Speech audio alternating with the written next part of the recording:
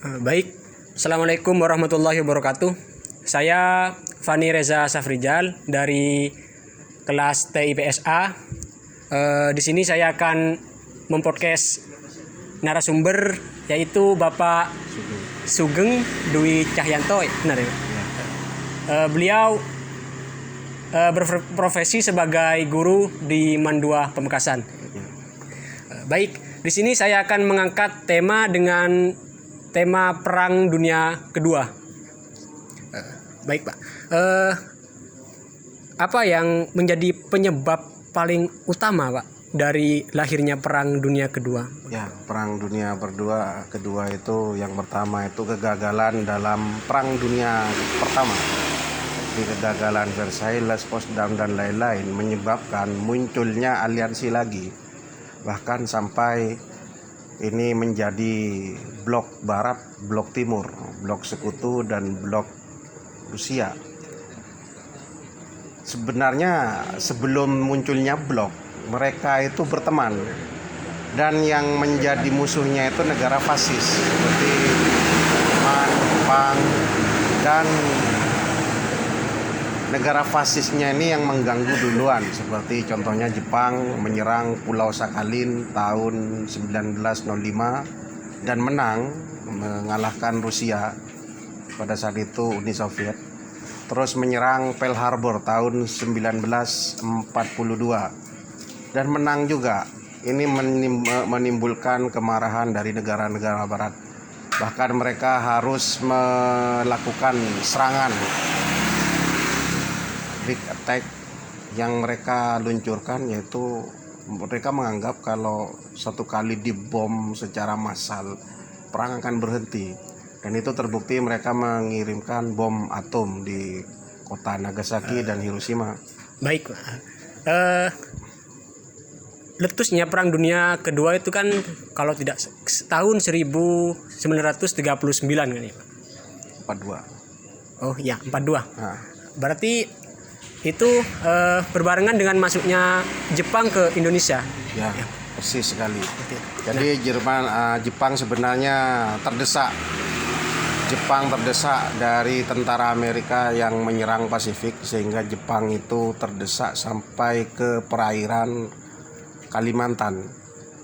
Jepang sendiri membutuhkan bahan bakar minyak sebagai bahan bakar kendaraan militer.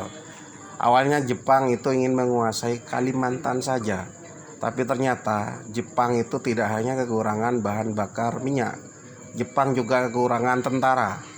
Seperti yang kita tahu, Jepang itu negaranya kecil dengan jumlah penduduk yang sedikit. Sangat memungkinkan mereka, seumpama mereka mengambil tentara Indonesia, ya dengan otomatis konsekuensi dengan janji untuk memerdekakan Indonesia dari Belanda. Jadi Jepang itu mau tidak mau harus menguasai Indonesia. Kalau boleh tahu Pak, berakhirnya Perang Dunia Kedua itu disebabkan Ya karena itu akhirnya banyak aliansi negara-negara barat itu secara sepakat meluncurkan bom atom di Nagasaki dan Hiroshima. Jadi kurang lebih sepersekian atau sepertiga penduduk Jepang itu musnah. Dan Jepang yang ada di negara-negara yang lain itu terpaksa harus pulang ke negaranya. ke negara mereka ya. Dan otomatis perang kemudian berhenti, invasi berhenti. Cuma nanti aliansi itu apakah kuat, dan ternyata mereka menimbulkan masalah baru, yaitu munculnya blok barat dan blok timur. Berarti bisa dikatakan berakhirnya Perang Dunia Kedua itu pada setelah tragedi bom atom di Hiroshima dan Nagasaki. Kalau boleh tahu Pak, mengapa harus Jepang yang menjadi titik akhir gitu Pak?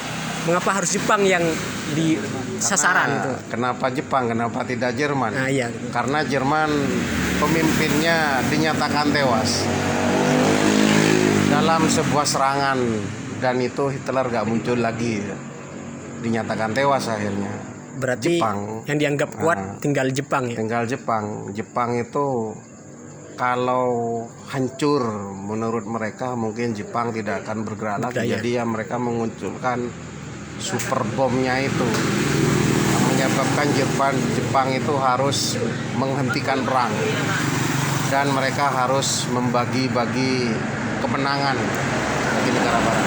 Baik Pak, karena pada saat itu posisi Jepang, tentara Jepang banyak yang di Indonesia, dengan terjadinya bom di kota Hiroshima dan Nagasaki itu Pak, pengaruh terhadap Indonesia sendiri seperti apa Pak? Vacuum of power ini akhirnya menyebabkan Indonesia itu kosong kekuasaan.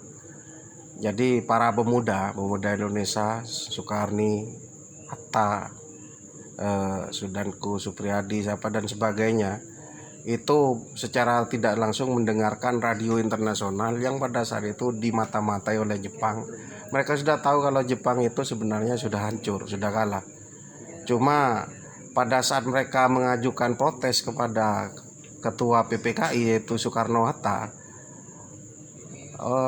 Bung Karno itu gak percaya kalau Jepang itu sudah kalah. Nah, mereka akhirnya mendesak bahkan sampai menculik Soekarno di Lengas Dengklok, sehingga Soekarno akhirnya secara terpaksa dan mungkin tekad yang kuat akhirnya melaksanakan proklamasi pada tanggal 17 Agustus 45. Berarti pengaruh berakhirnya Perang Dunia Kedua itu sangat berpengaruh terhadap kemerdekaan Indonesia ya Pak? Sangat pengaruh. Di samping konsekuensinya Belanda akan datang lagi. Cuma itu yang dikhawatirkan oleh golongan tua. Cuma para pemuda itu beranggapan kalau tidak sekarang kapan lagi gitu ya. Semboyannya ya. Kalau bukan kita siapa lagi? Coblos Partai Gerindra. Baik, terima kasih Pak atas paparannya. Ya baik, mungkin hanya itu saja yang dapat saya sampaikan. Kurang lebihnya mohon maaf. Wassalamualaikum warahmatullahi wabarakatuh.